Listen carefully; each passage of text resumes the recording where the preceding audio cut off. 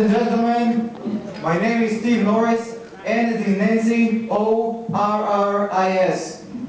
I'm here tonight, it's the second time today. I've been here this morning speaking, and I had been speaking yesterday at the Common Council, and with these gentlemen in attendance, and before that at the Crane Library with Assemblyman Sean Ryan addressing the same problems.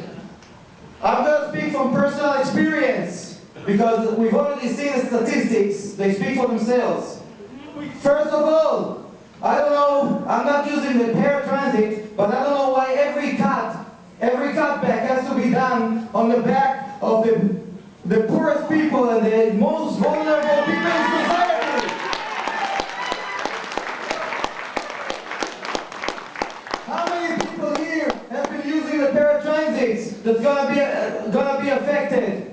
For medical appointments. All these hands speak for themselves. Now, someone had mentioned the number 65. I know for a fact that one Saturday morning, about a month ago, I had to go to East Amherst for a medical appointment, and the bus wasn't running on the weekend. Why is that? I had to go for main transit, flag down a cab, and pay $20 for a cab to be able to make it to my medical appointment.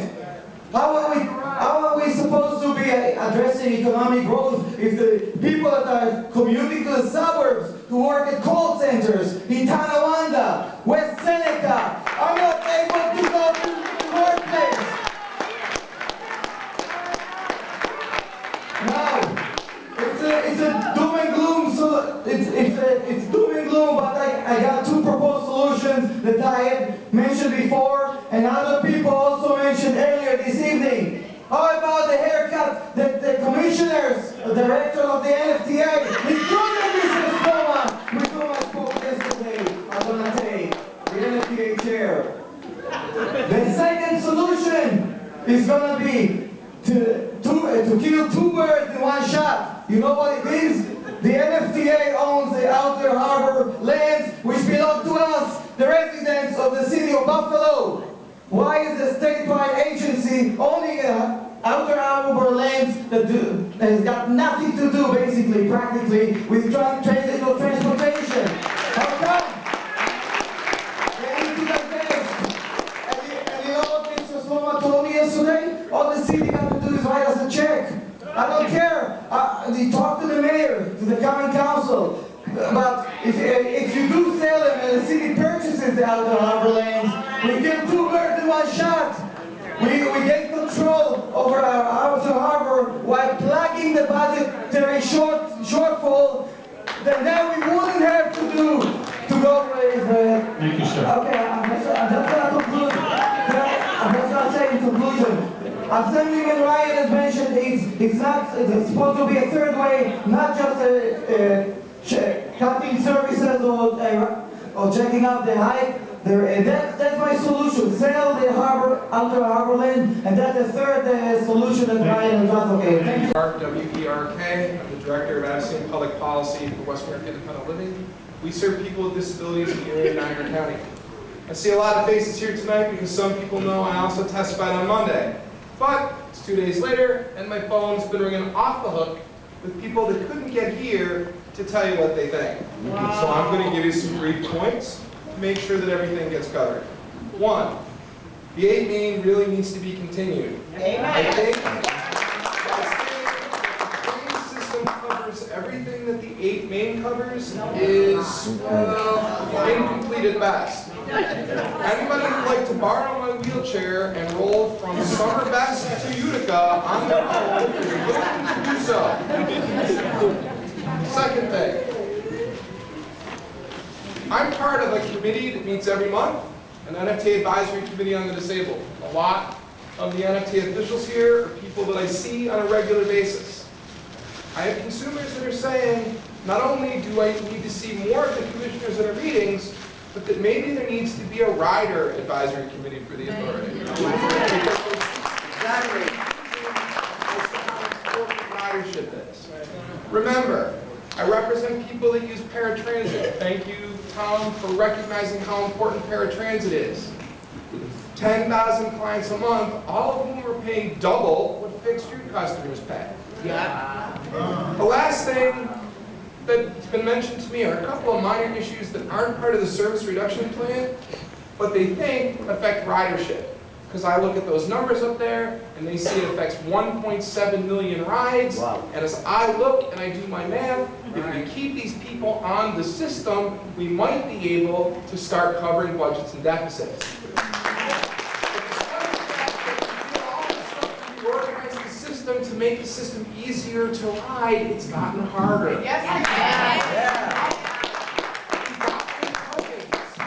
We got rid of taking debit cards at the rail stations and replaced it with an ATM that charges you $4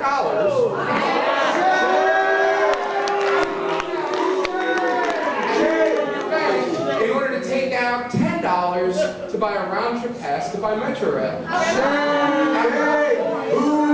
Are people going to stop riding? The commissioners need to look and say that they're committed to looking at the next version of being able to pay on-demand fare. Exactly. Whether that's Breeze from Atlanta, or what they use in Chicago, or bringing back tokens, but you need to do that now, because the more people that want to ride, the less deficits you'll face. Amen. My name is Barbara Vinkowski. I live in Chickawaga, Buffalo line. 12 years ago, I was very independent. As the members of the board, I was able to jump into my car and go wherever I wanted to go. Since my decline of vision, I am now using the paratransit. The people here on the podium do not realize the lack of independence when you have to depend on transportation. I believe that people here on the podium are smart enough to know that there are cities where the transit system does work. One of the cities is 1 hour away down the thruway in Rochester.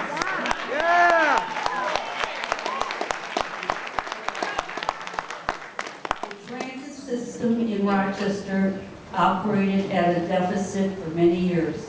They are now in the black and earning money. That is what they have done. And there is nowhere in Rochester you cannot go on the transit system. I suggest that the people in power of the NFTA model themselves after Rochester.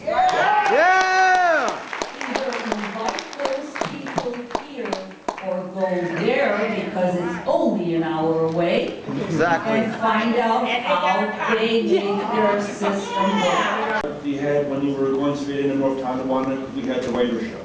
Because when we just have just what they have now, the rider, we don't have the rider won't be there as it used to be. When you have buses straight from Buffalo into North Tonawanda, then you'll have the ridership, because then more people will be riding to ride the bus than to ride it only to McDonald's.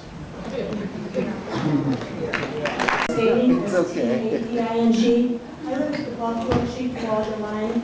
I ride the number 65 bus to and from work. I do not own a car. People who ride their bus are going to work, school, both high school and college. In October of 2010, this route was reduced to one in the morning and 1 in the afternoon. Shame. People are now paranoid about missing the bus, the only bus in the morning, and have decided to take number 66, since there are additional runs on the 66 route. Because of this, ridership between the two routes has been split. The number 65 not only services parts of Chickawaga and Amherst, but also a portion of the city of Buffalo, Kensington Avenue, and Eggert Road. This is not a true express bus, which only services the suburbs. You are looking for remedies and cutbacks? I think I have some for you to consider. All right. But before I present them to you, I would like a show of hands from the commissioners as to which of you has ever used the NFTA services.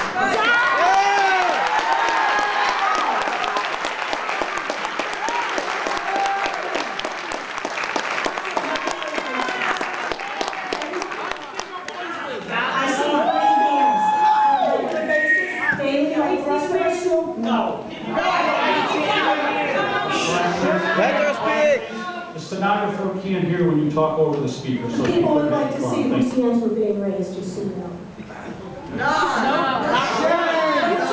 Shame! You don't ride the buses or the transit. You can tell me all you want about the surveys you receive, but meet the people. Talk to them.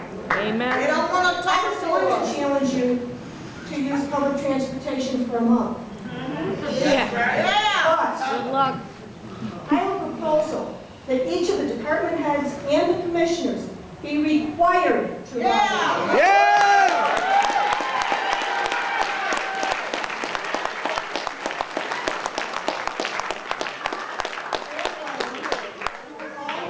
Firsthand the difficulties experienced in writing a service that you are choosing to eliminate. If you cannot support the NFTA services, how do you expect the public to? You should be leading by example. Exactly. There's been a proposal to reopen an additional section of Main Street. We don't need Main Street reopened. There's very little retail on Main Street. People can come downtown when they have official business to take care of. People attending an event at that First Niagara Center won't be parking all the way up Main Street. They're going to park as close to First Niagara Center as they can. If you want to increase ridership on the buses, you need to make the schedules conducive to work schedules. Many of the express buses are facing elimination, and they have only 1 or 2 runs per day. The last of those runs frequently is scheduled to leave downtown prior to 5 o'clock. Most people work until 5, and therefore can't even consider riding the bus because there is not a route available to them. Make the buses convenient to the people, and you will increase the opportunity for ridership to grow.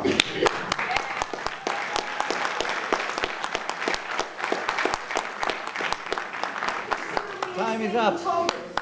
Which gives NFTA the money up front when the tokens are purchased, and regardless of whether they are ever used. Tokens are still in existence and are given to various agencies for use by their clients, but the general public cannot purchase them. This is money the NFTA would have up front, as it does with the monthly pass. Many people do not choose to purchase a monthly pass, but would purchase tokens. There are solutions to the problems, and I find it hard to believe that with all the money that you, the commissioners, earn, that no ideas can be found to resolve the financial problems of the NFTA. I suggest that you organize a group of writers to form a committee to brainstorm and resolve. Time is up.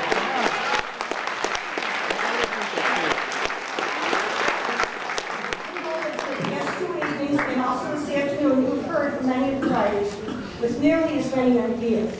Although I did note that at Monday evening's meeting, and I see basically again tonight, Monday evening was at Erie Community College, many of you don't even bring a paper and pen to take notes, which makes me believe that you are only going through the motion.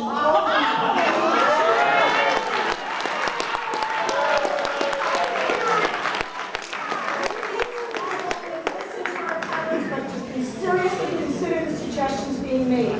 Read the transcripts from the survey and consider and looking at your long-range. Come on, let other people speak.